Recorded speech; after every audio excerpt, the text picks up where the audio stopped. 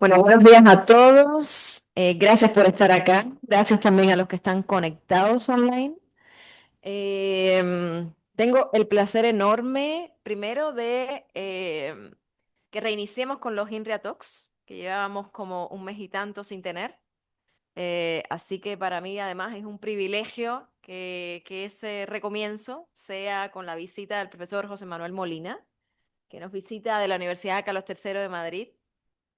Además de ser un científico notable en el área de inteligencia artificial, y no voy a hacer un extenso aquí de todo su currículo y desempeño, tengo que decir que tengo una cercanía muy especial y particular con el profesor Molina, con la Universidad Carlos III, con el grupo que dirige, porque fue el grupo, además, y con él que hice la tesis de doctorado, yo y también Luis Matí, que está acá, así que también es un gusto tremendo tenerlo no solo de visita, sino que también representa esa alma mater, un poco de dónde venimos.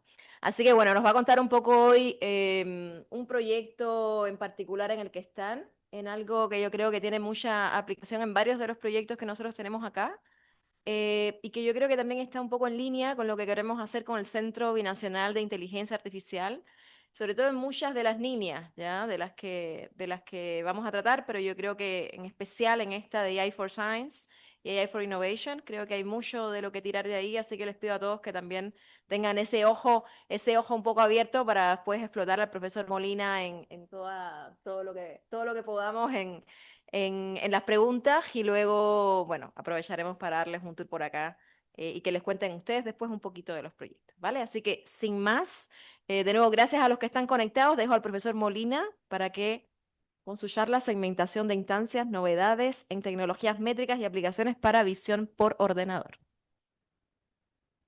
Hola, buenos días. Intentaré hablar cerca del micrófono, aunque es complicado. Bueno, lo primero era, aunque Nayar ya me ha presentado, bueno, pues ahí hay una foto de donde estamos, que es en el campus de Colmenarejo de la Carlos III, y un poco pues la composición que tiene el grupo, ¿no? La verdad es que ayer estaba actualizando esto porque ya, claro, han pasado muchos años. Yo creo que más de 15, todos, más de 25. Lo he puesto todo múltiplos de 5, ¿no? Ya estamos todos mayores, ¿no? Múltiplos de 5. Dentro de nada lo tendré que poner en múltiplos de 10. Am, lo que estaba comentando Naya, nosotros trabajamos en diversas cosas, entonces, bueno, he puesto las publicaciones recientes porque de alguna manera sí, uno tiene una panorámica, no todas, sino algunas horas, ¿no? Entonces, fundamentalmente nosotros a día de hoy estamos haciendo proyectos que tienen que ver con vigilancia, o sea, aplicación de la inteligencia artificial a temas de vigilancia, fundamentalmente vigilancia marítima. Antiguamente era aviones y ahora nos hemos pasado al campo de los barcos. Entonces, todo lo que tiene que ver con análisis de las trayectorias de los barcos. El otro campo de trabajo tiene que ver con los drones. Entonces, llevamos a cabo muchos trabajos que tienen que ver con drones relacionados con el control de enjambres de drones, la legalización de los vuelos de drones y con la toma de datos del entorno, en particular utilizando vídeo, ¿no? Y luego tenemos un conjunto de proyectos que tienen que ver con el uso de esta captación de información del entorno. Entonces hay algunos que tienen que ver con el tema de las lluvias, la predicción meteorológica, etcétera. Trabajamos con gente, o sea, no lo hacemos nosotros, siempre trabajamos con expertos en cada uno de los ámbitos. En temas que tienen que ver con visión, en el caso de la visión tenía que ver con la detección de personas en vídeos donde se está haciendo una transcripción de lo que van diciendo, de tal manera que se genere una información contextual. Por un lado se analiza la voz, por otro lado se analiza el vídeo, y lo que se hace hacer al final es, bueno, esto que tenéis en la televisión, ¿no? Cuando ponéis cualquier plataforma y queréis tener una descripción textual de lo que está ocurriendo en la imagen, pues la tenéis disponible, ¿no? Porque eso se hace de forma automática. Ahora mismo eso se hace de forma manual, y hacerlo de forma automática.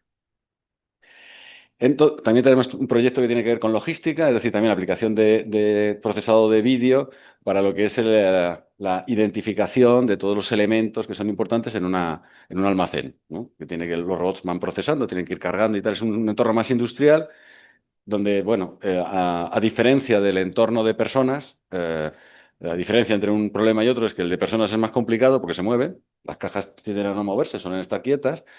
Lo bueno de las personas es que los datasets son muy amplios, y si tienes muchos datasets, pues puedes aprender, y lo malo de las cajas y la logística es que solo hay un dataset. Entonces, lo que puedes aprender está limitado por la cantidad de información que tienes, ¿no? Bueno, de resultas de toda esta, de todos estos trabajos, yo pregunté a Luisina ya qué cosa de la que estábamos haciendo podía ser más interesante. Y entonces me comentaron que podía ser interesante el tema de procesado de imágenes y de vídeo y tal. Am, y dije, bueno, pues bien, pues perfecto. Entonces, al principio pensé utilizar tengo por ahí una review, ¿vale? Que se llama exactamente igual que la charla, que es un artículo que está en abierto, ¿no? Advancing Segmentation, Technology, Metrics and Application in Computer Vision, que se ha publicado en Neurocomputing. Lo que pasa es que luego me di cuenta de que, bueno, que no os conozco, no sé lo que estáis haciendo y a lo mejor la cosa se iba un poco de, quiero decir, no creo que todos aquí os dediquéis a procesado de vídeo, no creo que todo el mundo sepa tal, entonces digo, a lo mejor la cosa se va. Y entonces lo que he hecho ha sido retroceder, he dado unos cuantos pasos para atrás, así que los que sepan de vídeo ya lo sabrán, incluso si alguno sabe alguna cosa puede levantar la mano, yo le doy la voz para que nos la cuente. Y he mezclado las cosas antiguas con las cosas del futuro, ¿no? Una cosa y la otra. Y una cosa muy importante, y es que he intentado, bueno, eso lo tengo aquí, ¿no? He intentado hablar un poco de las métricas y de los datasets, que creo que es una cosa que es muy relevante en el tema del vídeo. El cómo medir, o sea, al fin y al cabo, las arquitecturas ya vienen dadas. Vosotros ni nosotros vamos a crear ninguna arquitectura. Ya, nos las van a crear a nosotros y como mucho podéis por lo menos tener interés de saber cómo funciona, pero no va a ser vuestro problema el inventar una arquitectura nueva, sino más bien cómo aplicarla a un problema. Y cuando la apliquéis a un problema, los dos problemas fundamentales que vais a tener es, ¿tenemos datos? Y cómo medimos, cómo de buena es la solución que nosotros tenemos. Entonces, esos son los dos grandes problemas a los que os vais a enfrentar. El resto, pues es literatura. O sea, es como, está muy bien conocerlo y saberlo y decir que sabes, pues sobre todo cuando vas a ¿no? a un congreso, a una reunión y tal, y dices, no, no, la arquitectura, SAM no sé qué, o el YOLO versión 11 tal, porque yo utilizo la última versión que además tiene no sé qué. Queda muy bien, pero no la vais a tocar, porque vais a utilizar una librería que ya está y la vais a emplear tal cual. Entonces, bueno, está bien conocerlo, pero no lo vais a tocar. Y lo que sí que va a ser vuestro problema es el dataset y cómo evaluar, ¿vale? Entonces, no sé si cabe todo en el tiempo que me ha dado Nayar, que es una hora, así que más o menos iré rápido, ¿no? Iré rápido y no me detendré mucho, y si luego tenéis alguna duda, pues ya lo hablamos. Bueno, lo que estaba claro es que cuando hablamos de segmentación, hay tres problemas que son distintos, aunque son muy parecidos, porque uno viene del otro y todos son hijos del anterior. La primera cosa es la identificación de objetos o detección de objetos. De ahí se pasó a la detección de instancias, ¿de acuerdo? O lo que se llama la segmentación semántica, y de ahí a la segmentación de instancias. ¿Qué diferencia hay? Pues es una cosa muy sencilla. Los objetos eran unos bounding box que se lleva haciendo toda la vida en procesado de imagen desde que yo era joven, ¿vale? Con sus algoritmos. Las primeras herramientas de Deep Learning hacían eso y lo siguen haciendo. O sea, eso sigue estando. Pero además ahora son capaces de generar la máscara. Por ejemplo, ahí en la segunda, que es la segmentación semántica, lo que hace es decirte dónde están todas las personas. Lo verde son todas las personas. Y los últimos algoritmos no solamente te dicen que son todas las personas, sino más te dicen que cada una de ellas es una persona diferente. Eso es lo que se llama segmentación de instancias, ¿vale? Llegar a ese nivel de detalle. Entonces, nuestro problema es este, ¿vale? Aunque el origen de todo es el primero, ¿no? El de la izquierda del todo. Vale. Entonces, bueno, pues, ¿qué problemas tiene esto cuando uno lo aplica a sus imágenes o a sus vídeos? Porque esto, o sea, yo lo he aplicado a vídeos porque como todo esto se procesa muy rápido, antiguamente había técnicas distintas para procesar vídeos de las de procesar imágenes, pero ahora todo se hace tan rápido que puedes utilizar las técnicas de procesado de imagen para cada uno de los frames y luego ya unirlas todas y luego hay algunas técnicas que empieza a haber ahora, ¿no? De seguimiento, de utilizar varios frames como si fueran una única imagen. Pero cuando tenéis que procesar imágenes o tenéis que procesar vídeos, ¿qué problema vais a tener? Pues las normales de toda la vida. Es decir, distintos puntos de vista para el mismo objeto y saber que es el mismo, que hay cosas que pueden estar tapadas unas por otras, que varían las condiciones de iluminación, la lluvia, la niebla, que voy a contar yo de los días estos que todavía no he visto las montañas, ¿no? Pues se supone que hay unas montañas aquí alrededor de Santiago, pero yo no las he visto. ¿Por qué? Porque hay niebla. Luego, en función de cómo es el fondo, el objeto puede resaltar más o menos. Esto en radar es lo que se llama el clutter, ¿no? Que no se ven los objetos porque el fondo te los oculta. Y luego, cuando encima el objeto a veces puede cambiar, ¿no? Entonces puede cambiar de forma y de tamaño. Por ejemplo, nosotros, cuando vamos corriendo, un futbolista, ¿no? Que salta, se encoge, le da una patada. Todo eso es el mismo objeto, pero encima No es que tengas una muestra del objeto y vas a ver si hace matching y lo va girando y lo va rotando, sino que encima el tipo se deforma y levanta la pierna. Entonces, claro, la cosa es muy complicada, ¿no? Ese es el problema, que es un problema complicado. Una de las cosas que más me hace pensar que estoy muy mayor es que todo lo que yo sabía de cómo resolver estos problemas cuando era joven no sirve para nada. Entonces, eso quiere decir que uno está muy mayor, ¿no? Esto es como a mi padre cuando le explican cómo funciona un teléfono móvil y que desde allí puede acceder a todas partes. Y dices, "No, ya le supera, ¿no?". Pues aquí pasa lo mismo. Yo he sido superado. Todo lo que yo sabía ha sido superado por la tecnología que ahora mismo tenemos, ¿no? Porque ahora mismo todo se hace con esto, que es lo que decía, que empiezo desde el principio, aunque muchos de vosotros ya lo sabréis, ¿no? Que son las redes convolucionales. Entonces, claro, el, eh, no hay nada que no se haga así. Entonces, una red convolucional al final, respecto a lo que era el procesador de imagen tradicional, que era el que yo hacía cuando era joven, la única diferencia que tiene es que yo todo esto, toda esta parte de aquí, ¿vale? La hacía a mano, o sea, la hacía pensándola yo. Entonces yo pensaba que era cómo tenía que hacer toda esa parte de delante y luego utilizaba la red al final igual que hacen las redes convolucionales, ¿no? Lo mismo. De hecho, a mí me encanta esta forma de explicar, no voy a explicar ahora lo que es una convolución, porque eso sí que lo sabéis todos, pasar la máscara y hacer la aplicación y tal. Pero esta era la forma de hacerlo nosotros antiguamente. Entonces decías, quiero saber cuáles son los bordes de la imagen. Entonces aplicabas un filtro de Sobel, porque había un señor que se llamaba Sobel que te había inventado el filtro. Y luego hacías no sé qué. Entonces ahora lo que ocurre es que dices, mira, no tengo ni idea de qué filtros tengo que utilizar. No sé nada. Apréndetelo todo. Entonces, claro, han sustituido al experto que era yo por la red convolucional. Entonces, realmente una red convolucional no es muy diferente de lo que se hacía hace 20 años, excepto que todo el previo va incluido dentro de la red. Al menos así empezó, ¿no? Como idea. De hecho, supongo que los que sepan un poco de esto y recuerden la historia del procesado de imagen con redes, pues sabrán que la primera fue el famoso VGG-19, ¿no? Esta es la que de alguna manera da el pistoletazo de salida, que le pasabas una imagen y te decía qué era lo que había en la imagen, así a lo bestia. ¡Plas! ¿No? Decía, pues aquí hay un coche. Y también, pues si os dais cuenta, como daba distintas probabilidades a lo que podía estar en la imagen, pues bueno, uno acababa sabiendo más o menos qué era lo que había principalmente y otras cosas que había por allí. No sabía dónde, pero bueno. Y no, esto fue la bomba. Esto cuando salió fue la bomba, porque claro, todos los que se dedicaban a la cosa del procesado de imagen y que habíamos hecho ahí hacíamos los bounding box, no sé qué, luego comparabas con la forma, ¿no? Ideal y le ibas transformando y le ibas moviendo a ver si hacía matching con lo que había en la imagen. O sea, toda la matemática aplicada al procesado de imagen, todos los libros gordos de Handbook of Computer Vision, ¿no? Todos a la basura. ¡Fsha! De repente había una cosa que tenía una serie de capas, hacía unas cosas muy raras, se hacía todo muchas veces y te daba como solución lo que era casi imposible hacer con la algoritmia normal, ¿no? Hay una cosa importante y es que aparte de este, podemos decir, origen del todo, hay otro origen de todo porque hay como dos grandes fuentes, ¿no? Dentro del procesado de imagen con redes. El otro origen de todo son las ResNet, ¿vale? Que es una chorrada, o sea, el concepto de las ResNet no tiene mucho de... Es simplemente dice, bueno, si yo cojo una imagen y le empiezo a hacer cosas, ¿no? Como hacían estos, ¿no? Empiezan a hacer cosas aquí, ¿no? Convoluciones, convoluciones público, convoluciones público, convoluciones público. Llega un momento en que ya no me queda información. La pobre imagen se murió, que estaba al principio de la cadena. Le he hecho tantas cosas que se muere. Entonces los que inventaron ResNet dijeron, bueno, vamos procesando un rato y cuando pensemos que la cosa ya está casi muerta, le volvemos a sumar la imagen original. Entonces, esto lo utilizan los transformers también. Si alguno de vosotros trabaja en el LLM, pues ya sabe que los transformers también utilizan esto. Hay muchos alumnos que me preguntan muchas veces, bueno, pero ¿y esto? ¿Esto qué es? ¿Cómo que cojo una imagen, la proceso y luego le sumo otra vez la imagen? Entonces, ¿para qué la he procesado? O sea, lo que tenéis que daros cuenta es que lo que hace el procesado es calcular una serie de incrementos-decrementos que se le van a sumar a la imagen, con lo cual cuando le sumas la imagen la modificas en función del procesado anterior, pero la información fundamental de la imagen se la vuelves a aportar otra vez.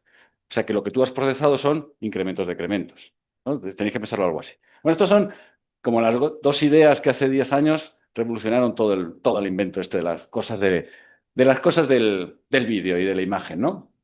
Entonces, luego, a partir de aquí empiezan las arquitecturas que todos conocéis y que yo voy a repasar así, ¡shum! Rápidamente, ¿no? Entonces, la primera es YOLO, todo el mundo conoce YOLO. No sé si alguien sabrá cómo funciona la primera versión de YOLO, pero fijaos que lo que hacía YOLO en su primera versión era simplemente segmentar, coger una ventanita, irla moviendo por la imagen y aplicarle el VGG19. Lo que pasa es que en vez de coger la foto entera y decirle aquí qué hay, ¿no? En vez de sacarnos una foto a todos y decir aquí qué hay, lo que hacía era coger un cuadrito y decir aquí qué hay, ventana, aquí qué hay, una persona, aquí qué hay, una cámara. Con lo cual lo que conseguía era sacar de cada trozo lo que había. Claro, uno se preguntará, ¿y cómo hacían estos tíos luego para montar donde? Pues claro, si tú lo divides todo así en trozos, pues por ejemplo, este pobre perro, ¿vale? Aparece en 4 trozos. ¿Sabéis, no? Pues ¿cómo hace para hacer eso? Bueno, pues al final lo que pasa es que tenía que componer la información. Dice, el perro aparece mucho aquí, un poco aquí, un poco aquí, un poco aquí. Coño, pues lo que va haciendo es, si aparece mucho, aquí aparece un poco, no, pues tiene que estar aquí, aquí pegada. Y aquí tiene que estar pegada. Aquí. Entonces al final, de alguna manera, recompone el cuadrado. Entonces, claro, el resultado, esa fue la muerte. Cuando salió Yolo la primera vez, la cosa ya fue mortal. Porque ya no es que los tíos fueran capaces de coger una imagen y decir de qué había, sino que te sacaban un cuadradito y te decían qué cosa había en cada cuadradito, ¿no? Y rápidamente, pues ya la gente empezó a utilizarlo en procesado de vídeo. Yo recuerdo imágenes de los YOLOs sucesivos, haciendo segmentación de todos los automóviles en una carretera, sacando la matrícula, diciendo qué matrícula tenía cada coche y calculando las distancias entre cada coche. Eso con procesado de imagen clásico era absolutamente imposible de hacer. Es verdad que cuando se trata de personas la cosa se complica mucho más y tuvieron que esperar un poco más de tiempo. Es decir, esto funcionaba con cosas bastante no deformables, podemos decir, ¿no? Bastante bien. Cuando se aplicaba a cosas deformables, la cosa todavía le costaba. O sea, siempre se cuentan todos son ventajas, pero le costaba. Bueno, esta era la arquitectura original de YOLO y estas eran las cosas que podía hacer. Te marcaba, tampoco era una arquitectura muy compleja, era rápida y te marcaba dónde aparecía cada cosa. ¿Por dónde vamos ahora? Pues ya vamos por el 11, ¿no? Entonces, siempre, si os dais cuenta, cualquier cosa que va añadiendo números, siempre hablan del backbone. O sea, tienen un YOLO y luego van sacando cosas del YOLO, ¿vale? Y van haciendo cosas con ellas.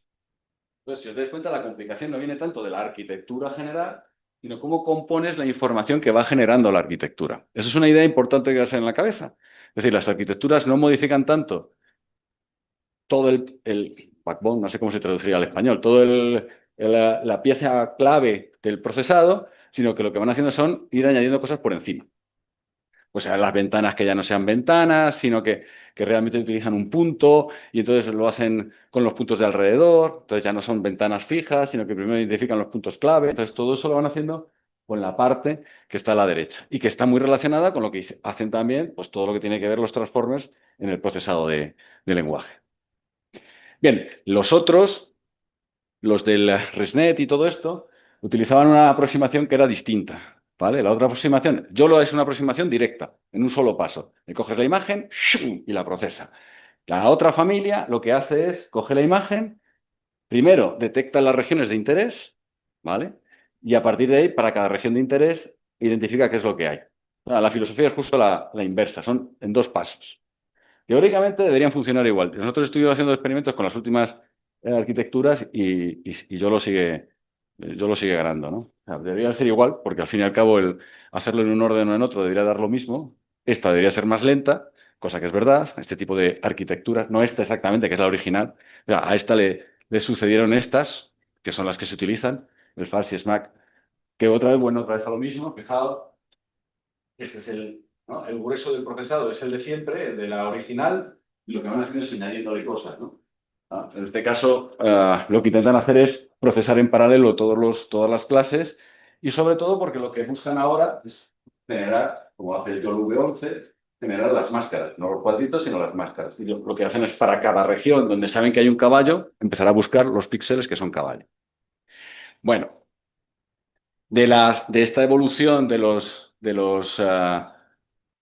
estas que vienen por aquí, del FAS y del MASC. Esta es la última, que es la de Tectron. Cada una es de una casa, de una familia, cada una es ¿no? Tiene una API y tiene una programación distinta.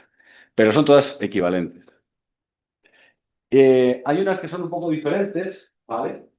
Que vienen que ya directamente no tienen un backbone, sino que utilizan como backbone ¿no? Una cadena Redner, y lo que hacen es para cada uno de los pasos utilizar esto como un procesado de las características. Y lo que hacen es, para cada nivel de procesado de la imagen original, que hacen es ir sacando e ir haciendo cosas con las características de cada nivel para ir clasificando cada trozo que aparece en la imagen.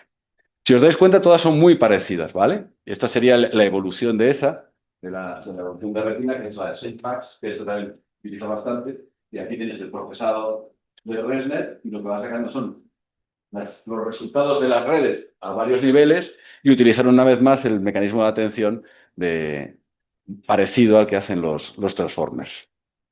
Bien, eso es lo básico, ¿no? Eso sería como una estructura básica. Entonces, a partir de ahí vendría lo que se está haciendo ahora.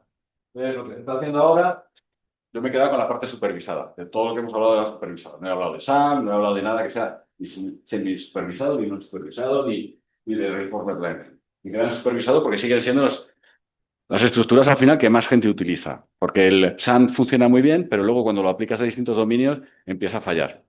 Entonces, con personas funciona muy bien. Por ejemplo, en el tema logístico no funcionaba bien.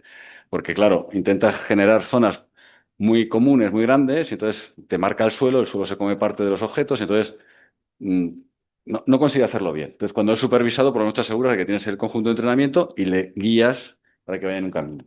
Entonces, si os dais cuenta, eh, las estructuras que he ido contando aquí están las que tienen un solo paso, que son las YOLOs. Todas las YOLOs van en un solo paso. Todas las CNN son las que están basadas en realidad, son las de dos pasos, primero regiones y luego saber qué hay en cada región. Este de aquí es directamente decir qué hay en cada sitio. Este de aquí es dividir por regiones y cada región procesarla. Y luego están, podemos decir, las híbridas. Esto siempre, los informáticos siempre hacen lo mismo, ¿no? Tipo A, tipo B y luego híbridos, que es cuando mezclas el tipo A con el tipo B. No se sabe muy bien qué es, pero bueno, es cuando haces algo y lo mezclas, ¿vale? Entonces, bueno, pues aquí tienes las que utilizan varias, las que utilizan las RNNs y las que utilizan los mecanismos de atención. Bueno, entonces, aquí lo iba a comentar un poquito así deprisa, ¿no? Si os leéis el paper, o sea, si alguien está trabajando en esto, el paper tiene todas las referencias de cada uno de los tipos y explica cada una de las cosas que suceden en cada una de las redes.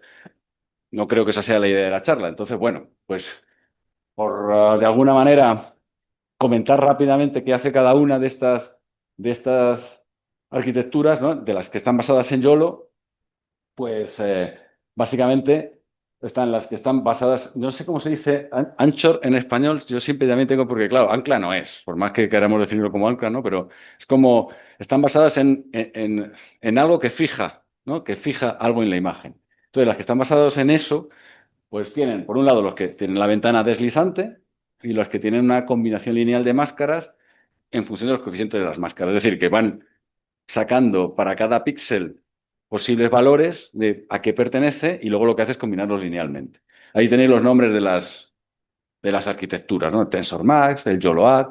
Y luego están los que no tienen esos anchos, no tienen esas ventanas que se van deslizando, sino que lo que hacen es, o bien, eh, eh, identificar puntos y sobre él incorporar un mecanismo de atención para predecir el contorno de la máscara, o bien aquellos que lo que hacen es predecir kernels o funciones matemáticas y adaptar esas funciones matemáticas para detectar justo, ¿no? Las máscaras de cada una de las cosas. Entonces, son los FCOS o los solo. Todos son familias. Entonces, solo no sé qué, solo no sé cuánto, no sé qué, solo, ¿no? Es una familia. Con todos esos son los algoritmos para detectar las instancias. Los de dos pasos, pues están basadas fundamentalmente en las RCNN, y entonces lo que hacen es detectar el objeto en la región que tienen, y lo que hacen es refinar la región hasta encontrar, quedarse solo con el objeto, ¿no? Quedarse con la instancia. Entonces, están las que van de arriba para abajo, es decir, tienes las regiones y identificas la máscara, o las que van de abajo para arriba. Para cada píxel dices qué es y lo que haces luego es juntarlos. ¿Vale? Entonces vas juntando todos los píxeles que son de la misma cosa para generar la máscara. Bueno, aquí hay un montón, ¿vale? Hay un montón de posibilidades, y ahí os las he dejado. Y luego lo que os decía antes, ¿no? O las de varios pasos me he equivocado, no son de varios pasos, ¿no? Las híbridas utilizan combinaciones de los anteriores, utilizan redes recurrentes, y el paso lógico después de las redes recurrentes, ¿no? Pues es el mecanismo de atención de los LLM. que es en lo que ahora mismo está más gente trabajando en el tema de detección de imágenes. ¿Cómo trabajamos todos cuando estamos en un proyecto? O sea, hay dos, eso voy a contar también es filosofía de la vida, pero bueno, supongo que la sabéis. Están los proyectos y está la investigación, ¿no? Tú en un proyecto no puedes llevar lo último que se está haciendo porque no sabes si funciona, ¿no? Entonces no te coges y dices, voy a hacerme una arquitectura nueva para resolver el problema de no sé qué. No, eso sería una locura. Uno utiliza la última arquitectura que se está utilizando. Y a ser posible que sea robusta, que esté documentada, que esté en una librería y que sea rápida, ¿no? O sea, tiene que tener una serie de propiedades o de características que hagan que eso sea llevable a la realidad. Entonces, a día de hoy, la gente utiliza casi siempre YOLO. Esa es la realidad. Y supongo que si estáis haciendo procesado de imagen aquí, todo el mundo está utilizando siempre YOLO. Y sobre todo cuando te enfrentas por primera vez al problema y no lo conoces, YOLO, porque es rápido, ¿no? Es eficiente y tal. Cuando ya conoces el problema y te empiezas a meter en él, es cuando empiezas a pensar la posibilidad de aplicar otras arquitecturas de estas que yo he contado aquí. O sea, que esto no es, joder, vaya variedad, ¿no? Y ahora, porque la pregunta para una review sería siempre, ¿y qué arquitectura es buena para qué problema? Que era un poco el proyecto que nosotros hicimos de, ¿no? ¿Qué arquitectura en función de cómo está grabada la imagen, ¿no? ¿Cuál es la arquitectura que mejor viene? Entonces, lo que hicimos fue evaluar todas las arquitecturas posibles de hacer un sistema de inteligencia artificial que pues, los tíos ponían el vídeo, se veían las características del vídeo y te decía esta o esta o esta. Pero es ficticio, porque las diferencias en la aplicación eran mínimas. Y los problemas que tienen las arquitecturas, casi todos tienen los mismos problemas que los veremos al final, con lo cual no es tan relevante la arquitectura. Lo que quiero decir es, no es tan relevante la arquitectura. Ese sería el resumen fundamental de la primera parte de la charla. Hay un montón de arquitecturas, hay un montón de gente investigando arquitecturas distintas, pero para la gente que está desarrollando proyectos eso no es tan relevante como tener claro, eso sí, tienes que tener la última versión. Es decir, uno puede publicar, no puede hacer un proyecto ahora con una versión V8 de YOLO, no tiene ningún sentido. O, bueno, ya si vas por debajo de la V8, ¿no? Debajo de Ultralytics, eso no, eso ya sería como, yo alguna vez mandan algún paper y tal, no, es que estamos haciendo detección de no sé qué con una versión 7, 6, no tiene sentido. Entonces siempre tienes que estar en la última versión, pero que esté documentada, que sepas que funciona, ¿no? Y que la puedas probar. Bueno, y entonces luego, ¿qué es lo que te pasa? Pues lo siguiente que te pasa es que tú tienes que ver si realmente funciona lo que estás haciendo. Y cuando tienes que que demostrar si funciona o no, tienes que pensar cómo evaluar lo que está segmentando la arquitectura. Y ahí sí que hay un montón de métricas posibles y las métricas sirven en función de qué es lo que quieras evaluar. Entonces, vamos a empezar. Lo que voy a hacer es, o sea, es un poco tramposo, tal y como lo he hecho, porque no es que haya listado todas las métricas, sino que en el fondo vamos a ir viendo que las métricas mm, eh, te sirven para sacar el valor que tú quieres tener. A ver, ¿cómo lo digo? Es decir, por ejemplo, si tú estás detectando uvas, seguramente el número de uvas no es importante, será más bien el tamaño de lo que representan las uvas dentro de la vid, ¿no? Entonces, contar el número de uvas no es relevante. Que detecte todos los sitios donde hay uvas, eso sí es relevante, que no se coma en ningún sitio. Entonces, te tendrás que inventar una métrica, o sea, tú al final te vas a tener que inventar una métrica que sea respecto de tu problema para que la persona que va a recibir ese resultado lo entienda. Entonces, aunque las métricas aquí parece que son generales, en el fondo luego se adaptan al problema, ¿no? Entonces, la primera es como la que siempre se ha utilizado, ¿no?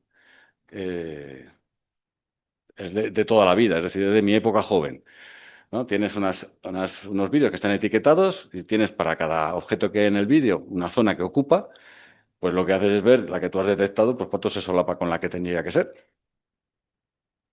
¿De acuerdo? Da igual que sean cajas, antiguamente eran cajas y ahora son máscaras. Entonces ahora son el número de píxeles que coincide, ¿no? Antes era ahí por la caja, un poco más burdo, y ahora se hace por los píxeles que son de cada cosa.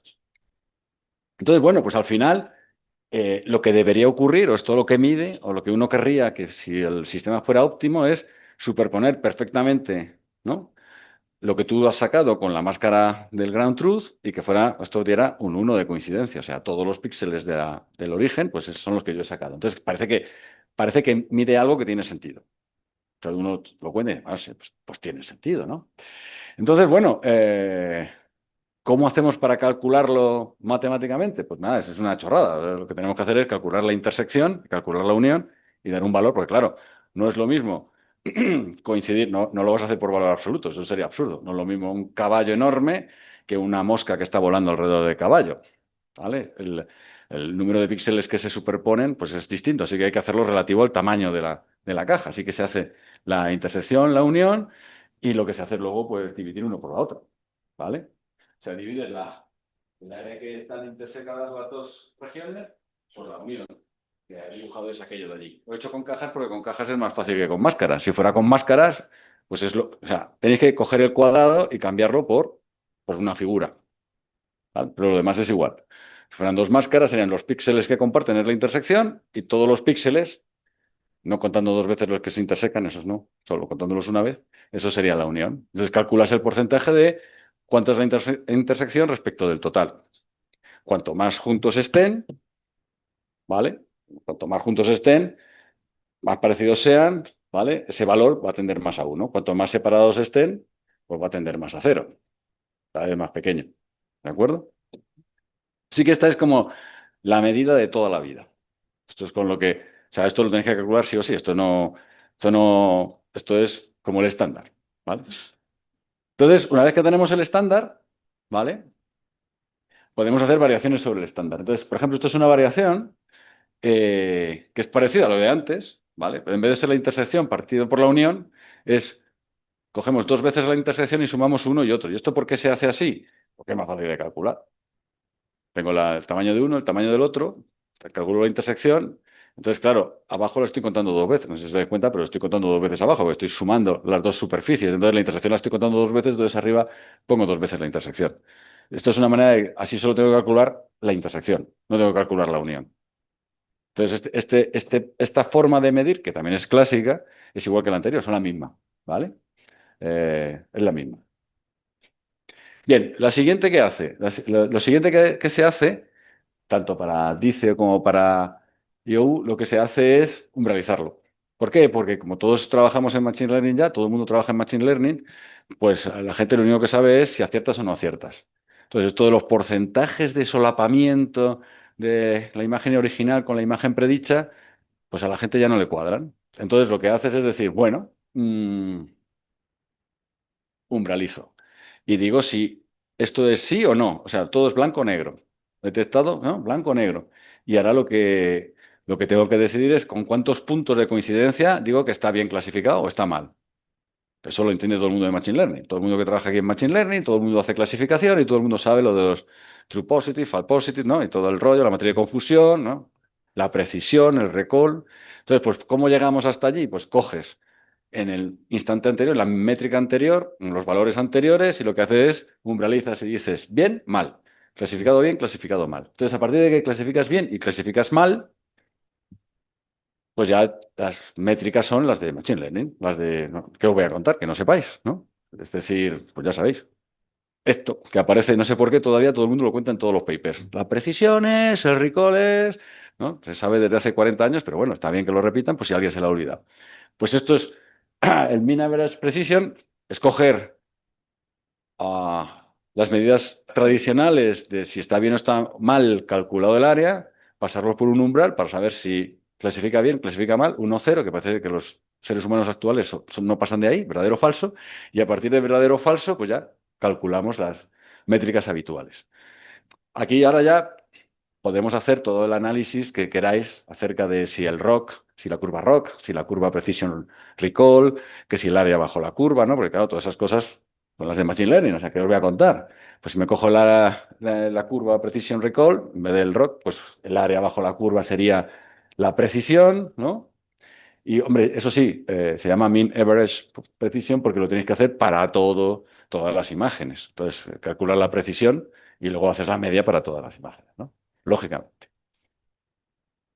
Eh, Siguiente medida. ¿Qué ocurre? Que hay muchas veces, por ejemplo, nos pasaba a nosotros, que esto está todo muy bien, pero claro, yo quiero saber cuántas personas hay en una imagen y quiero segmentar las instancias de cada persona. Entonces, una de las cosas que más me interesa es saber si el número de personas que aparecen son las que tienen que ser. Entonces, en función del dataset, Nosotros utilizábamos un dataset que te decía cuántas personas había en cada imagen. Alguien se había molestado en decir aquí hay una persona, aquí hay dos personas, aquí hay tres personas. Entonces, bueno, pues, ¿qué hacemos? Porque al final yo tengo que segmentar, puedo segmentar muy bien a las personas, pero lo que más me interesa no es tanto segmentarlas bien como descubrir que hay tres personas. Que luego exactamente el perfil de la persona, eran personas que estaban como yo, quietas y hablando. Pero bueno, no era un problema de detectar, yo qué sé, de hacer un seguimiento a Messi mientras hace una jugada de partido, ¿no? Y le quieres ver moviéndose por toda la pista. Lo que quieres es que si estoy hablando yo solo diga, hay una persona, no que diga que yo soy dos, ¿vale? O que diga que yo soy cero. Entonces, una de las maneras de medir esa precisión para mi problema era simplemente contar si el número de personas que aparecían detectadas por mí era equivalente al número de personas que tenía que haber. Eh, bueno, al final, eh, ¿dónde es relevante esto? Pues sobre todo cuando tienes problemas de oclusiones, ¿no? Estamos hablando de imágenes solas, pero si estáis haciendo un seguimiento, si os lo pensáis, imaginaros, una cámara de seguridad, ¿vale? Lo que le interesa a la cámara de seguridad es si está viendo a dos personas que están andando por la calle, que uno no desaparezca, porque si no desaparece, vete tú a saber qué es lo que te va a hacer después, porque no lo estás viendo. Entonces, esa diferencia de la cuenta, o sea, el ser capaz de detectar cuántos hay, es muy relevante. Cámaras de vigilancia, cámaras de muchedumbre, cámaras de todas estas que van instaladas en el metro, tal. No es tanto segmentar a cada persona y sacarle el contorno de la cara, como decir, aquí hay 20 personas. Y en el siguiente vagón hay 25 y en la siguiente parada pues hay 19. ¿No? Y saber cuántas personas hay, cuántas suben, cuántas bajan, ese tipo de cosas. Bueno, a la hora de evaluar, evidentemente, cuando tienes que volver otra vez a hacer como la integración de todas las evaluaciones, pues las diferencias absolutas de los errores tienes que siempre calcular el porcentaje por el número de elementos. Es decir, si hay 200 personas en una muchedumbre y te has comido a uno, no es lo mismo que si hay dos y te has comido a uno. O sea, el error de dos comerte a uno es muy gordo y de 200 comerte a uno es muy pequeño. Entonces, todo tiene que estar normalizado por el número de elementos que debería haber. Eso tampoco creo que sea una cosa que os resulte llamativa. Bien, más cosas. A partir de aquí empezamos con sutilezas, ¿vale? Son sutilezas. Eh, claro, como hay veces que el tamaño de las cosas que aparecen en la imagen es relevante, no es tan relevante el hecho de que tú consigas encontrar la forma de cada uno, sino que de alguna manera el área final que tú has sacado para los trozos sea equivalente al área total que suman todos los trozos en la imagen. Es decir, que tus detecciones sean más o menos la misma superficie que la suma de todas las detecciones. Es decir, que tu área calculada sea parecida al área que tenías originariamente. Ya no es detección por detección si estás detectando bien, sino es una especie de medida general de si la superficie que tú detectas se parece a la superficie que debería haber. Superficie entendida como la suma de todas las instancias. No es una a una, sino en general. Eh, si lo hacemos con cuadrados, pues sería algo como esto, ¿vale? Al final, lo que haces es calcular las superficies de cada una de las detecciones y hacer la suma y le restas o sea, tienes el área de todas las cajas, ¿vale? Que tienes en el ground truth y lo que haces es restarle todas las áreas que has calculado tú para todas las cajas que has sacado tú. Entonces, bueno, hacer la resta y luego la normalizas como siempre, ¿no? Entonces, aquí lo que estamos haciendo es evaluar si la superficie detectada general es parecida a la superficie que está en el ground truth. ¿Vale? Cuando lo hacemos para máscaras, ¿vale? Eso sería para audios. Cuando lo hacemos para máscaras, hacemos un poco lo mismo, ¿vale? Entonces, aquí la única diferencia es que lo que se calcula es la diferencia. Como tienes la máscara, lo que vas haciendo es calculando si la máscara que tú has calculado. Lo que quiero decir es que cuando tú calculas máscaras para toda la imagen. O sea, uno es Messi y otro es el fondo verde del campo, ¿vale? O sea, evidentemente, ¿no? Está la persona, el fondo. Entonces, tienes que seleccionar de las máscaras que has calculado las que te interesan. En mi caso eran las personas. Eso es lo que quiero hacer. ¿Cuáles son las máscaras que tienen las personas? Entonces, haces el cálculo con las máscaras de las personas, ¿vale? Fijaos que siempre va todo normalizado por el tamaño del área total, de la imagen total, ¿no? Para calcularlo con respecto al tamaño de la imagen. Y luego tienes esto, esto es, por ejemplo, cuando lo que te interesa a ti es medir las oclusiones, ¿no? Cómo se representan las oclusiones. Aquí lo que haces es, de alguna manera, analizar qué parte de la imagen, ¿vale? De las- de los cálculos que tú haces están en zonas ocluidas y cuántos no. Entonces es para ver si eres capaz de detectar en zonas ocluidas o no. Básicamente lo que hacen es calcular el nivel de oclusión que tiene la imagen con respecto a los bounding box que tú has calculado. Entonces, evidentemente, el área que tú calculas, si lo hiciéramos con el área es la misma, ¿vale? El área calculada para las dos imágenes son imágenes equivalentes, ¿no? La zona que representan los cuadros es muy parecida, la superficie total con respecto al total, pero no son la misma. Hay mucha oclusión en una y poca oclusión en la otra. Entonces, para saber qué sistema funciona mejor ante un entorno de muchas, por ejemplo, si tuviera que hacer seguimiento de escenas de baile, en un baile hay muchas oclusiones. Entonces, las métricas de cuánta superficie tienes con respecto a la superficie ideal no son buenas porque todo el rato se van a estar ocluyendo. Entonces, claro, cuando se ocluyen lo que quiere decir es que la superficie la comparten. Entonces, lo que te interesa no es tanto cuánta superficie total, sino cuánta superficie ocluida estás considerando. Bueno, hay más métricas, ¿vale? Yo he hecho aquí una selección para que vierais desde la general, que es fácil de entender, a cada vez cómo van particularizando más para cada uno de los problemas, ¿no?, concretos que tiene cada uno. Entonces vamos un poco con los datasets, porque esto es fundamental, ¿no? Lo primero es que el dataset va a tener una serie de atributos, ¿vale? Y que en función de los atributos que tiene, los puedes utilizar para un tipo de problemas o para otro. Entonces, por ejemplo, si tú lo que quieres es segmentar instancias, necesitas que tenga las instancias de las máscaras en el dataset. Si no las tiene, no vas a poder hacer ningún tipo de entrenamiento ni de evaluación luego de la técnica. Entonces, en función de qué es lo que... Ahí he puesto detección, no sé, presentación semántica y presentación instantánea, ¿no? Los tres problemas que he puesto al principio de la charla. En función del problema que tú quieras resolver, tienes que ver si el dataset tiene esos campos o no. Entonces, hay mucha gente, yo cuando digo a mis alumnos, busca un dataset de imágenes de bailes. Y yo, contra uno que tiene un montón de bailes. Y dice, vale, vamos a calcular oclusiones, vamos a ver cómo son las máscaras, pero no tiene, pues solo tiene el bounding box. Entonces no puedes hacer máscaras. Entonces, ya no puedes utilizar los algoritmos. El YOLO V11 ya no tienes. Bueno, qué sé, puedes utilizarlo y quedarte con la información, ¿no?, anterior. Porque te da la máscara y también te da el bounding box. Entonces puedes utilizar el bounding box para comparar con. Pero no tiene mucho sentido. Lo lógico es coger el dataset que trabaja con las máscaras. Entonces, por ejemplo, nosotros que teníamos el problema de las personas, ¿vale? Pues nos cogimos todos los datasets donde salían personas, tanto de imágenes como de vídeos, y hicimos ese análisis, que es lo primero que hay que hacer. Es decir, bueno, ¿qué información tiene el dataset? Lo digo porque hay muchos alumnos que van directamente a ver los vídeos, ¿no?, o a ver las imágenes. Sí, esta imagen, quiero hacer un problema de detección de vacas. Oye, pues tengo aquí un dataset que tiene un montón de vacas.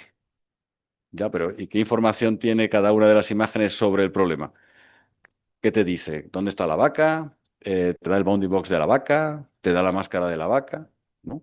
Eso es lo primero. Eh, una vez que ya tienes los datasets, pues lo que tienes que hacer es elegirlos.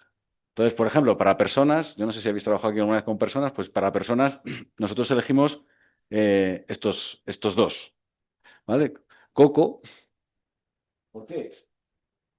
Pues entonces lo que haces es ver un poco cómo es el dataset. ¿Por qué? Porque tiene muchos elementos. Eso es importante porque al final vas a trabajar con unas herramientas con las que con 10 imágenes o 20 imágenes no vas a llegar a ningún sitio.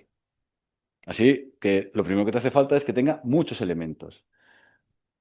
Segundo, no está mal que tenga la información, toda la información, o sea, desde el bounding box hasta la máscara. ¿Por qué? Porque eso te permite probar, ¿no?, si el nivel de máscara es suficiente o no, pero a lo mejor el de bounding box también te viene bien. Entonces también, bueno, tener las dos posibles métricas. Eh, Segundo, que las imágenes tengan contextos, ¿os acordáis del principio cuando he dicho los problemas, ¿no? Pues que sean diversas las imágenes, que no sean todas iguales, ¿no? Pues que haya contexto con pocas personas, muchas personas, con mucha luz, con poca luz, Es decir, que tengas muchos entornos distintos para que el sistema aprenda esa variedad de perspectivas, de condiciones, ¿no? Y ahí sí que hace falta echarle un vistazo a las imágenes. Ya, ese es el momento de echarle un vistazo a las imágenes, ¿vale? Pues lo demás sale numéricamente. Luego, a ser posible que sean datasets que sea posible que la gente vuelque más información después en el mismo formato, es decir, que no sean cerrados, sino que de alguna manera se haya creado una comunidad donde tú estés entrenando y de repente te encuentres con que han llegado más datos al dataset, que te permitan mejorar la calidad de lo que tú has entrenado hasta ese momento. Por ejemplo, en logística nosotros utilizamos uno que no tiene nada que ver con estas transparencias, que se llama Loco, eh, y es solo ese, el de logística. Y nadie ha puesto nunca un dato más, ni una imagen más, es lo que hay. Entonces, por más vueltas que le demos al entrenamiento y mejoras del mismo, no avanzamos, siempre llegas hasta donde llegas. No hay más datos. Y una cosa importante también es que la estructura de datos la utilicen otras herramientas, ¿no? Porque eso te va a permitir a ti que te sea más fácil leer los datos del dataset, ¿no? Entonces, Coco tenía todas esas características, ¿vale? Eh, Davis y Pascal también eran parecidos a Coco, los valoramos. La única diferencia que tenían con el anterior es que tenían menos instancias. Entonces cogimos el que más instancias tenía. Punto, pelota, no más. ¿Vale? Y luego utilizamos una base de datos de vídeos. Un vídeo al final es un conjunto de frames que están todos etiquetados, o sea que vídeos y imágenes es lo mismo. Y utilizamos el OBIS porque estaba especializado en oclusiones de personas. Entonces, como era uno de los problemas que era central para el proyecto que estábamos desarrollando, es decir, la oclusión, pues buscamos un dataset que estuviera especializado en oclusiones. Pero fijaros, no nos quedamos solo con el de oclusiones, porque si nos hubiéramos quedado solo con el de oclusiones, pues no hubiéramos podido valorar el resto de las características, ¿no?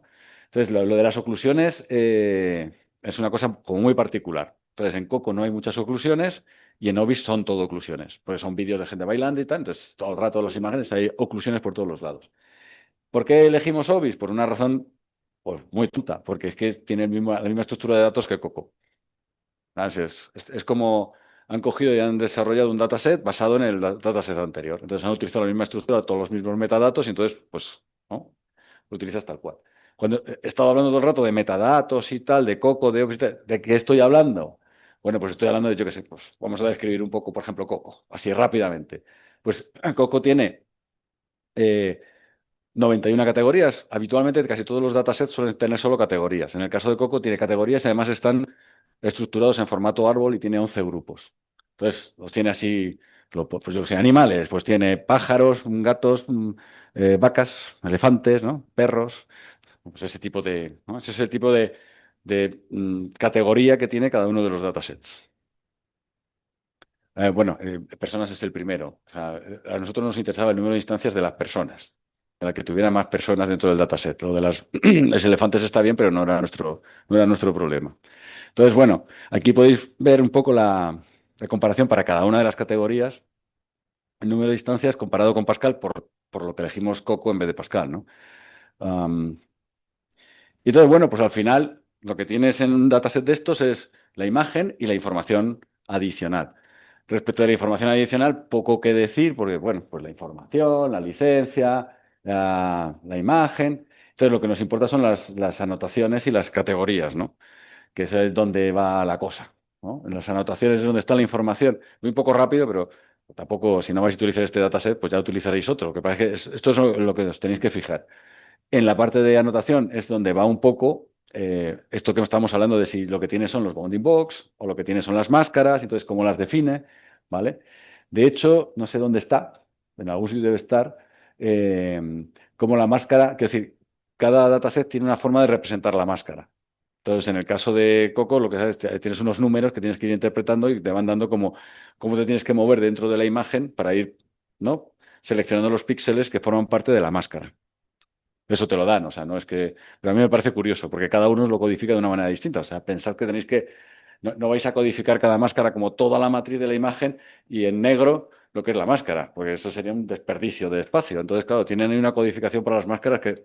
Los bounding box son muy fáciles, extremo superior, extremo inferior. Eso está tirado. Pero la máscara es más complicado. Entonces, cada uno se ha inventado su manera de representar la máscara.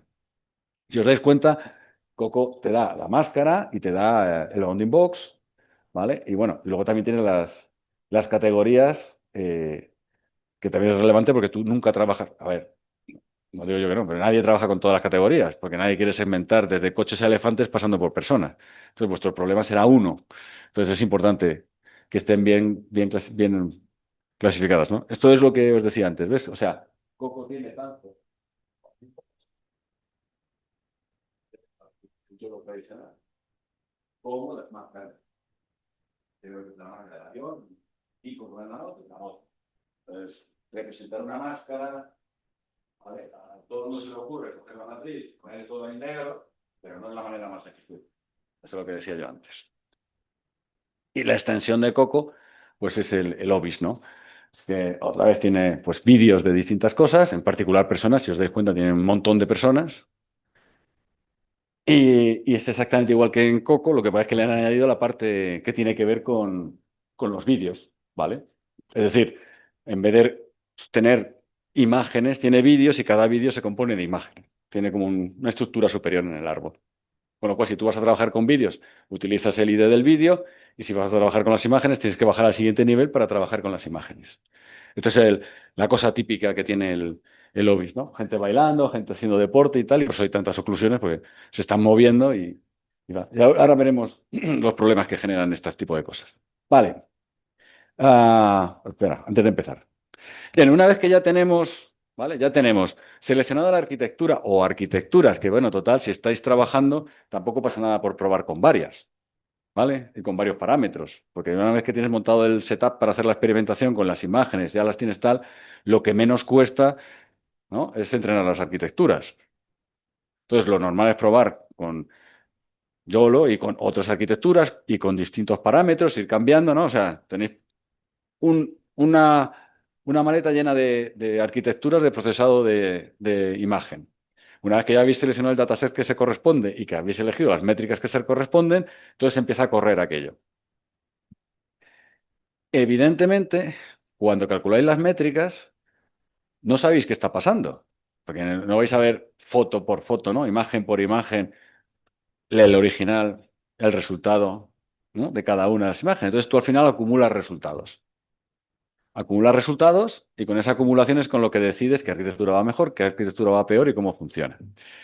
Entonces, ¿cuál es el último paso? El último paso es que tenéis que detectar, a partir de los resultados, anomalías en la evaluación que te van a permitir detectar problemas dentro de tu proyecto de procesado de vídeo, que no tiene nada que ver con si la arquitectura es buena o mala para el problema, sino que son situaciones extrañas. Pero ya os voy a contar las que nosotros detectamos dentro de Coco aplicándole las arquitecturas para detectar personas. ¿Vale? Cada uno tendrá su dataset, sus arquitecturas y su problema, y esto lo tendrá que hacer a su manera. Entonces, nosotros lo hicimos con personas, ¿vale? Entonces, cosas que ocurren. Bueno, pues por ejemplo, cuando tu sistema, ¿vale? Esto que tiene Coco, ¿vale? Te dice que esta es la persona y cuando tu sistema se puede detectar, detecta múltiples veces la misma cosa, ¿vale? Porque por error comete calcula que aquí hay una persona que tiene una cabeza, que es la misma que este brazo, que es la misma que esta pierna, o sea, realmente es la misma, pero te está diciendo que hay como 4 trozos de la misma persona. Entonces eso es un error y no es un error, ¿vale? Porque no está diciendo que sean diferentes, ¿no? Está todo del mismo color. Lo que pasa es que en vez de decir que es o sea, una sola detección, son varias detecciones. Entonces, bueno, eso es un error que tenéis que, cuando se dispara, eso es por algún problema con el algoritmo y cómo están puestos los píxeles y la forma de la máscara, esto no lo puedes contar en la evaluación. ¿Vale? A menos que salga todo el rato. Entonces sale alguna imagen, pues tendrás que recuperarla y eliminarla. O si es que es el problema que tenía el señor que te había contratado, pues nada, resolverlo. ¿Vale? Pero si no es el problema, pues no resolverlo. Otra, pues hay veces que las imágenes están etiquetadas con una precisión menor de la que tu sistema de Deep Learning es capaz de detectar. Por ejemplo, esta imagen me encanta, ¿verdad? Como siempre, porque esta es la que está etiquetada en la base de datos. Aquí hay una persona. ¿De acuerdo? Claro, cuando tú le pasas los detectores, el detector detecta a esa persona y a todos los que están detrás, que están. Esos señores están ahí en la imagen. Entonces, claro, a mí esta imagen me da un error brutal, porque pasa de tener que detectar solo, o sea, teóricamente en el ground truth solo hay una persona, y cuando yo detecto, estoy detectando 1, 2, 3, 4, 5, 6, 7 y 8. O sea, es un error brutal, de 1 a 8. Pero no me estoy equivocando. A ver, ¿qué está mal etiquetado? Eso pasa en esta base de datos. Otro ejemplo, este de aquí. Las señoras están bailando. Eso es lo que está en la base de datos. Aquí están etiquetadas las personas que están bailando. Cuando yo le paso mi sector, me sale esto de aquí. Al estar aquí es el espejo. Es imposible que el sistema automático no detecte el espejo.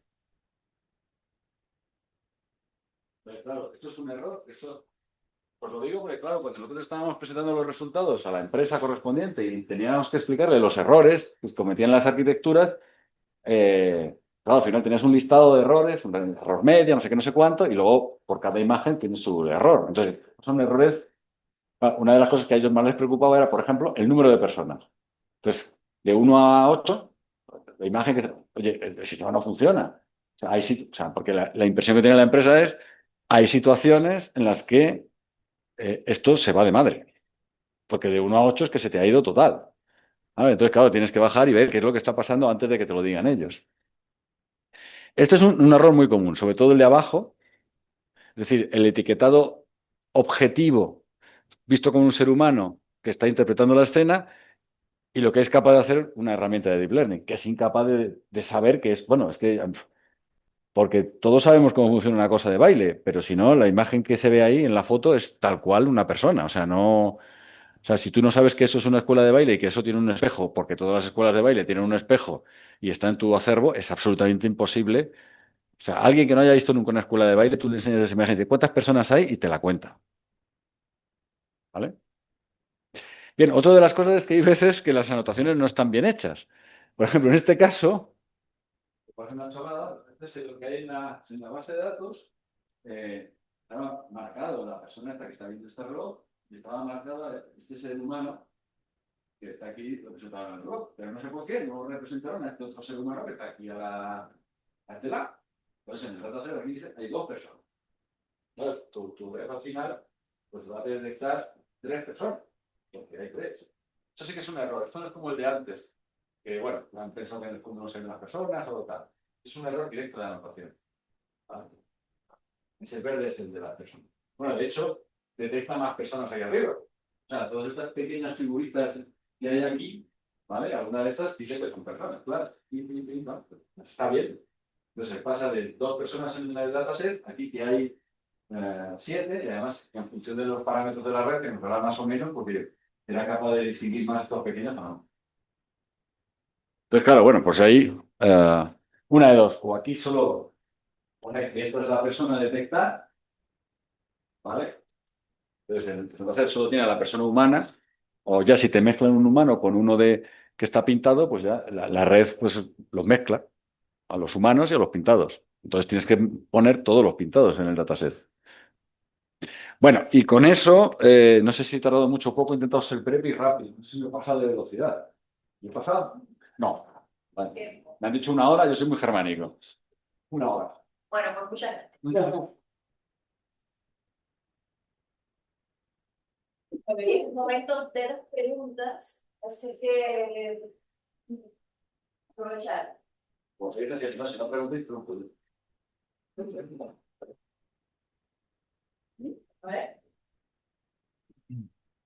Bueno, claro, no todo el mundo se dedica a estas cosas, pero bueno, para que se le llama la atención.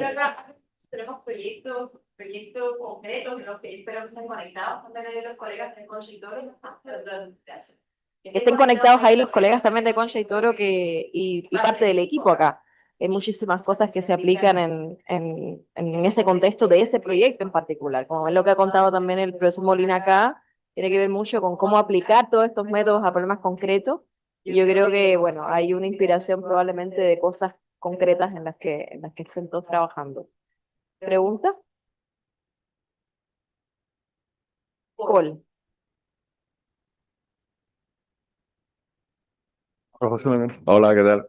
Por eso yo estoy sí, involucrado en el proyecto con Concha y Toro de edición computacional, así que, bueno, varias preguntas, pero para partir en el resumen con lo que tú estabas diciendo sobre los modelos, me llamó la atención porque estás diciendo de alguna forma que en la práctica, en proyectos, uno no se va a complicar tanto con los modelos, sino que hay que preocuparse con los datos y también la parte de la métrica, de la función de pérdida. No sé si, bueno, lo que tú decías sobre las métricas, no sé si te ha pasado a veces, por ejemplo, que acá estaba pensando en algo que nos está pasando, que a veces quizás la métrica te va a servir para que tu modelo esté aprendiendo bien, pero quizás la métrica del negocio puede ser distinta. Sí, no, claro, No exacto. sé si tienes cosas sobre eso y bueno, solo para complementar, en nuestro proyecto siempre estamos insistiendo mucho sobre ese enfoque datacéntrico, de preocuparte de tus datos, de iterarlo y de no tanto del modelo. Y acá en este caso estás agregando entonces una componente adicional que es eso de la métrica y de, no sé, poner bien un poco tu problema de negocio o de tu proyecto. Sí, no, de hecho, a nosotros nos pasó porque, o sea, yo realmente todos los problemas que había desarrollado en el ámbito del vídeo, de vigilancia, con drones y tal, nunca había habido una empresa detrás, ¿no? Que dijera exactamente qué quería, sino eran proyectos científicos, ¿no? De investigación donde tú no, o sea, básicamente lo que haces es optimizar el modelo. Entonces lo que te interesa es la métrica que es más fielmente refleja el ground truth, ¿no? Independientemente de todo. O sea, lo que te interesa, o sea, todos los ingenieros tienen una métrica clara. Pues yo qué sé, el ruido, ¿no? En el caso de hacer un tracking, el número de píxeles que detectas que sean muy parecidos a los que hay. Cuando llegamos aquí, claro, yo me di cuenta, por ejemplo, que su máxima obsesión, o sea, no podía ocurrir, es que porque claro, como tienen las voces, las están grabando y están haciendo la traducción al mismo tiempo que, ¿no? que están saliendo, lo que no podía ocurrir es que tú no supieras cuántas personas había en la imagen. O sea, tenía que ser exacto, porque ellos al final están cuadrando las voces. Entonces, claro, si tú les dices que hay una persona y hay dos voces que están hablando, todo el resto de la cadena lógica se les rompía. Porque decían, coño, ¿y quién es el otro que está hablando si no está en la imagen? ¿Sabes? Porque se muevan, porque uno se ponga pegado al otro y que tengan un bounding box que sea ¿no? los dos el mismo, porque cambie la cámara y entonces uno queda así un poco detrás. Ellos necesitaban que sí, o sea, la métrica fundamental era no te equivoques en el número de personas. Por eso salieron todos estos de los 7 y tal, ¿no? Eran como, ellos iban a los datos, ¿no? Y lo que miraban es ¿cuántas imágenes tenía una diferencia de personas que no fuera cero? Eso era. Y sacaban todo esto y decían, explicádmelas una a una. O sea, ¿cómo es posible que aquí no sepa que hay una persona o que hay dos personas de tal? Y por eso no las miramos todas. Seguro que hay otras cosas que se podrían haber contado. Entonces, su métrica de negocio era, no de negocio, sino que para que todo el proyecto funcionara, no podía ocurrir en ningún momento que tú te equivocaras en el número de personas que había. Les daba igual si pillabas bien el pelo, las orejas. Bueno, entonces, claro, yo estaba obsesionado en que ¿no? los píxeles fueran iguales y tal, intentar cuadrar perfectamente el perfil. Y entonces ahí venga de hacer entrenamientos, cambiando redes, no sé qué, cambiando la arquitectura, a ver qué es lo que pasa, a ver en cuál ajusta mejor. Y realmente ellos lo que querían es que no se perdieran las personas. O sea, claro que, o sea, quiero decir, es que al final, cuando alguien tiene muy claro el objetivo del sistema, qué es lo que quiere hacer con el sistema, pues te da muchas pistas para reducir un poco tu problemática y centrarte más en la suya.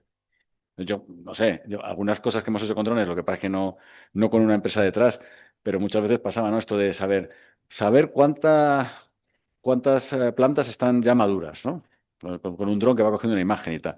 Pues no era tanto saber cuántas plantas están ya maduras, sino saber qué superficie. Entonces, la superficie es un porcentaje. Entonces, bueno, no es lo mismo detectar, ¿no? Pues exactamente las plantas que detectar un porcentaje. Así que las métricas, lo mejor, si tienes un cliente, lo mejor es que o sea, tú les cuentas las que hay y que te defina él cuáles son las que realmente a él le interesa medir. O sea, lo que pasa es que es verdad que técnicamente a ellos les suele ser complicado definir la métrica. Por eso es bueno que tú le digas, vea, se puede medir aquí esto, se puede medir esto, se puede medir esto, y a partir de ahí sacar qué es lo más relevante. Yo creo que la arquitectura no lo es. Seguro que con cualquier arquitectura, si tienes un dataset, con cualquier arquitectura te va a funcionar bastante bien. Sobre todo si no se mueve. Si no se mueve, la cosa funciona. Ya, muchas gracias. Y complementar un poquito, acá tu impresión sobre eh, el trade-off que puede haber quizá entre trabajar con bounding box o con segmentación a la hora de etiquetar, porque al final nos ha pasado que generar etiquetas de segmentación puede ser lento, bueno, el tiempo por etiqueta era bastante alto para nosotros, y me imagino que hay una disponibilidad distinta de datos abiertos entre bounding box clásico y quizás segmentaciones completas. Entonces, no sé cómo ha sido tu experiencia en el pasado, entre elegir cuál. A ver, nosotros siempre hemos trabajado con Bounding Box porque realmente eh, para casi todos los problemas es suficiente. O sea, en general, el hecho de llegar a la segmentación concreta en el detalle de la máscara no parecía que fuera necesario. ¿Qué ocurre? Cuando nosotros estábamos trabajando en este proyecto es cuando sale Sam. Bueno, entonces, cuando sale Sam y esto, o sea, esto de la IA antes era una cosa de investigación y ahora es una cosa de marketing. Entonces, claro, de repente sale Sam y el tío de la empresa pues dice, joder, pues he visto un vídeo en internet que, fíjate, esto lo pasan y queda perfecto todas las zonas y tal, y vosotros no tenéis unas cajitas aquí. Eh, sería mejor, ¿no? Sería mejor tener Además, como te veo una serie de vídeos de ejemplo donde, ¿sabes? Funciona perfecto, pues claro, entonces podemos decir que eso ya viene por la moda dada. Es decir, no tienes más remedio que hacer segmentación de instancias. ¿Por qué? Porque si haces lo otro, vas allí con tu sistema de tus cajitas y tal, te dicen, ¿y usted de qué siglo ha salido? ¿Del anterior o, sabes? Entonces, claro, no tienes más remedio. Pero tienes razón. Para la mayor parte de los problemas, o sea, te imagínate, si yo lo que necesitaba saber es que había dos personas y dónde estaban más o menos. ¿Vale? No era una cosa, yo qué sé, pues claro, tú ves la segmentación de Messi jugando al fútbol, cuando el tío mete un gol, se mete dentro de la portería y la red, ¿no? Le tapa y sale perfectamente toda la parte de Messi y la red por encima, que no es Messi, y claro, dices, joder, yo también quiero eso, ¿sabes? Lo que pasa es que no sé cuántas imágenes etiquetadas hay de, pues yo qué sé, de uvas o de logística o de no sé qué, con ese nivel de precisión como para entrar en el sistema y que te funcione así. Entonces, al final, el procesador es más lento. El dataset es mucho más complicado, porque el dataset de Bounding Box hay más porque es una cosa más sencilla. ¿Por qué? Porque la gente utiliza una técnica de detección, salen los cuadraditos y lo único que tiene que hacer es decir, aquí hay una uva, aquí hay ¿no? Una cabra, aquí tal. Entonces, eso la gente te lo etiqueta rápido. Etiquetarte las máscaras, pues es un trabajo de chinos, ¿sabes? No sé si aquí se puede decir eso, pero vamos, en España se dice mucho, ¿no? Es un trabajo. Mucho trabajo. Entonces, claro, el número de datasets con las máscaras creadas. Hombre, ahora que ya funciona el SAN y tal, pues empezarán a hacer lo mismo. Le pasan el SAN, retocan y te lo, ¿sabes? Empezará a ver datasets. Pero cuando empezó esto hace 2 años, fue terrible, pero hubo que hacerlo. Supongo que a ti te pasará igual. No te puedes ir con la caja y, ¿sabes? Te dirían, oye, pero ¿qué me das? ¿Más preguntas? ¿Preguntas online hay alguna? Raúl, ¿no hay? Súper, bueno, pues les pido entonces que agradezcamos al profesor Molina por su charla, por haber venido de tan lejos, de una España que Aquí casi lejos. quemándose, venir a un Chile que le recibe, mira, con una temperatura Eso un sí, yo poco lo agradezco mucho, lo agradezco en la mucho. cordillera todavía, pero espero que la vean. Pero muchas gracias nuevamente.